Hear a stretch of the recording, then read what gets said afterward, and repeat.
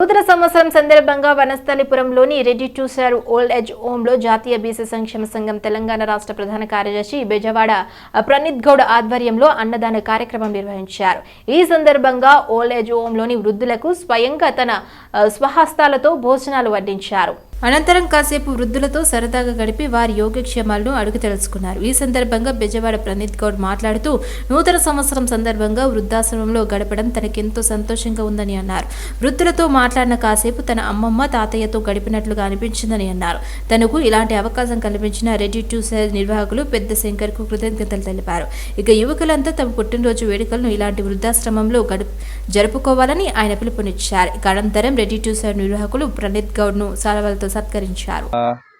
ముఖ్యంగా వచ్చేసి ఈరోజు రెడీ టు సర్వ్ ఫౌండేషన్కి వచ్చి ఈరోజు న్యూ ఇయర్ నా అమ్మమ్మలు నా తాతయ్యలతో నేను సెలబ్రేట్ చేసుకోవడం అనేది జరిగింది.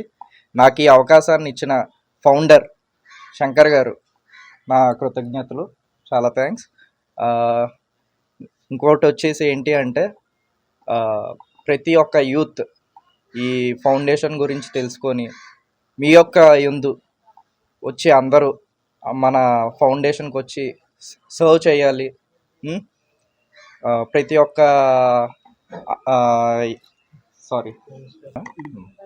ప్రతి ఒక్క యంగ్స్టర్స్ ఇందులో పార్టిసిపేట్ చేయాలని నేను కోరుకుంటున్నాను. And happy new year to everyone. Thanks అందరికీ. ఈరోజు మనం రెడీ టు సర్వ్ ఫౌండేషన్ ఉచిత ఓల్డ్ ఏజ్ హోమ్లో ఉన్నాము. మనకు న్యూ ఇయర్ పురస్కరించుకొని బెజవాడ ప్రణీత్ గారు రావడం జరిగింది. తను ఎన్నో సేవా కార్యక్రమాలు చేస్తారు. మేము చేసే సేవా కార్యక్రమాలని ఇన్స్పైర్ అయ్యి ఈరోజు మణికొండ నుంచి రావడం చాలా సంతోషంగా ఉంది సార్. మీ సపోర్ట్ మాకు ఎప్పుడూ ఉండాలని మేము కోరుకుంటున్నాము.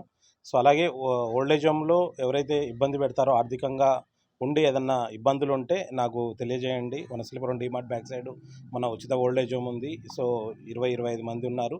సో దాంతోపాటు కాకుండా ఒక 200 మందికి